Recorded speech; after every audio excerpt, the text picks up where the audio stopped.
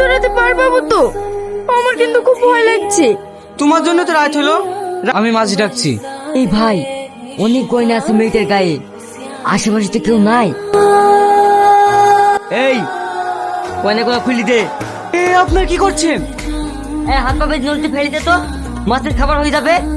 আর এই সুন্দরীকে আমার ডেরাই নিছ। আমার কাছে যা আছে সব আপনারা নিয়ে নেন। চুপ, দেখে টাকা ফেলে দে।